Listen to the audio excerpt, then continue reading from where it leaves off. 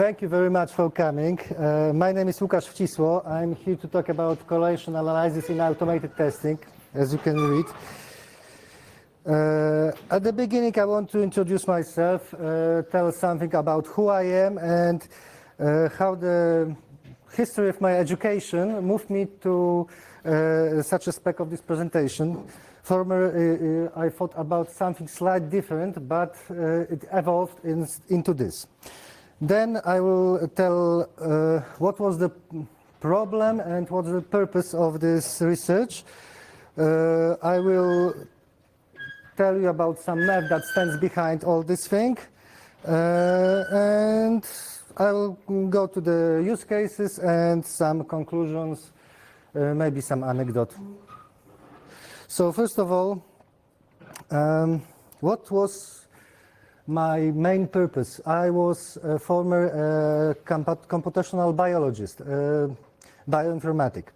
I was a person who used very strong supercomputers to simulate biological processes like protein folding, in example. The most problematic issue with such research is that very prone to any performance issues. Because there are billions of billions of particles that can be connected to each other in many ways and can have influence one on in each other. So this is the performance was crucial.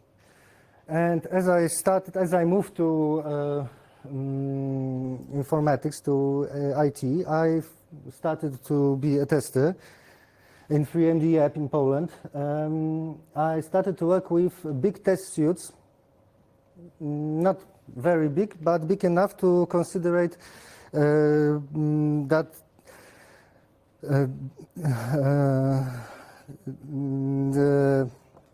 the speed of the test, the time that it would be done and the resources consumed are important. So I thought about making it some more reasonable to do some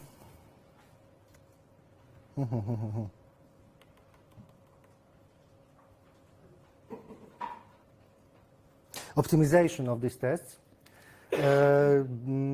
And I think that nowadays it's a big team, machine learning, so why don't have all the tests learn one from each other? You know, if from the history, one test will know that other tests was run and almost this exact time if some other test failed, this test also failed, or if some other test was run several iterations and it couldn't reach its expected outcome, the other test would be either shortened or not done. Then I realized it was better from the beginning, because if tests are correlated in such way, the test suite is badly created. It has some wrong assumptions, and the tests conditions are badly formulated. So this is my assumption. I don't want to read it again. I want to make test suites more elegant and save some time and resources. Because for the perfect test suite should be no correlation between the tests. If there are some correlations, tests should be, I don't know, passed, because we don't need to be made. Then that may be some value measured that can even benchmark test suites, the correlation coefficient. Let's see for an example. There are tests in rows and software versions in columns. Green is passed and red is failed. It seems obvious. And I considered tests Boolean functions, which are true or false. Normally, when you computate correlation coefficient, you need to do regression first, because it's Boolean function even from 0 to 1. That wouldn't make any sense. So what I took was a probability, historical probability of passing the test. That was the value that I was measuring if the test is below that probability or above that probability. Next, what I've done, it's obvious that tests that have 100% pass, it doesn't really matter for us. Just the same as software version that that fails all the tests. You know, if we have a power issue at the moment of testing, it doesn't really matter. Yeah, it's not a matter of tests. So I've left only the meaningful test cases, meaningful tests that have sometimes failed. And I created a covariance matrix from them. This may look suspicious, but it's really very easy math. It can be done in Google spreadsheets. From this, I've created a covariance matrix, just as I said before, where on the diagonal is just a variance of each test that is meaningful, and the other fields are covariances between the tests. Next, I computed the Pearson correlation coefficient. It may look scary, but it isn't. Trust me. And create a correlation matrix. What we can see above, it's just a shape of the test's outcome that was from the beginning, that was our input. And below it's scattered by me. It's only half of the matrix, because to be clear, for clarification, it should have on a diagonal 1, because in each field on the diagonal, because correlation between a test and the same test is 1.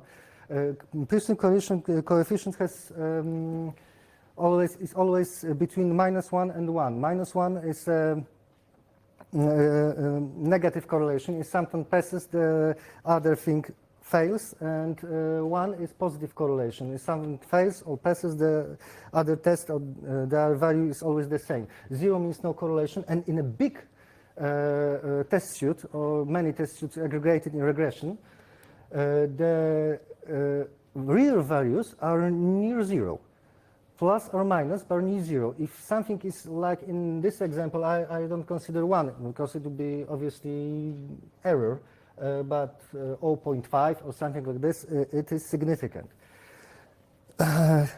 We can do that just to validate the test suite, but it wouldn't be much, it wouldn't have much value for us. What can have value?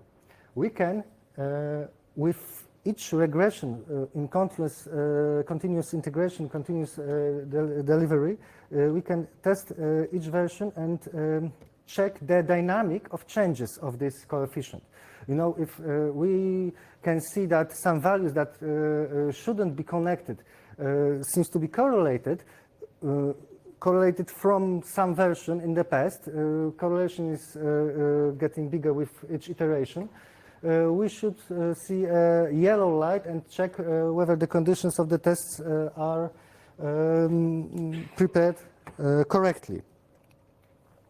This is a real test outcome from, we're in the 3ND app, maintainers of Swiss firewalls firmware of PC engines, IPO. Maybe some of you used these routers, and this is from the test results of the firmware of one of the lines of one of the routers.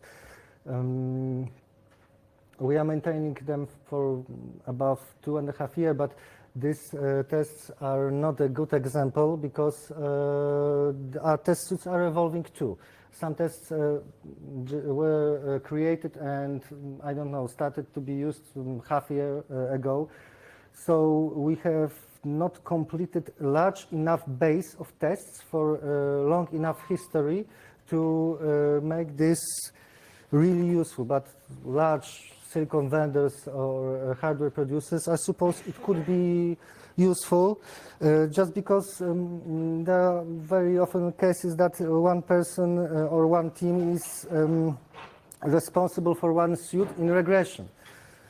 All in all, they might not be aware of correlations between the regression suits. So in the conclusion, the dynamics can be useful in large sets with a large history, and this is a proof of concept. Do not consider this to be a white paper or something like this. Idea is quite new, and we started to work on this more seriously on our firmware, with our firmware. This is an anecdote, Anscombe squatted. Maybe some of you know it, or have heard of it, because these 4 sets of data have the same, as is written below, mean of x and y, variance of x and y correlation, and so on, although they are obviously different. So we have to be very, we have to look. I don't consider the statistics to be a red light, to be a fail if something rapidly changes and something is rapidly grow, because it may be from some other reason. But yellow light should be considered visible if something occurred like this. This is bibliography, and thank you for your attention.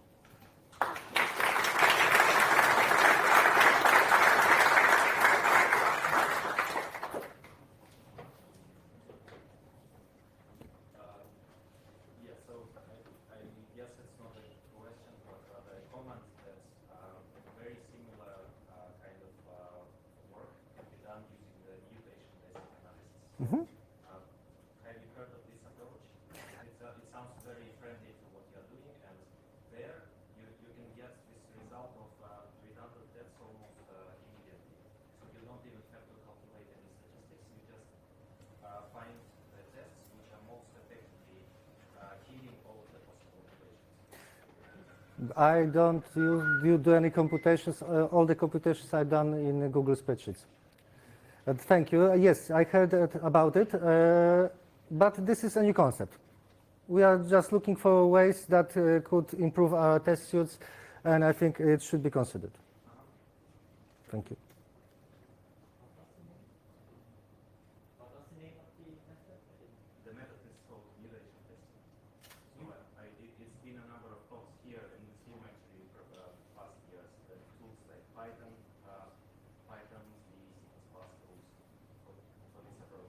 check it out. It's really a big branch of testing, and it's emerging.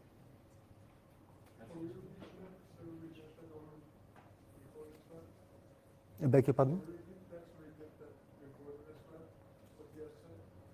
Yeah, because I can hear you. people who are watching the stream have not heard that, so you should probably mention that there is a thing called mutation testing. Yes. Have I heard about the mutation testing? Because it can be used, it can simplify all the computations that we used here with statistics. Yes, we've heard about it, but it's in progress. We are looking for new ways to do it, and I think it be considered. Thank you.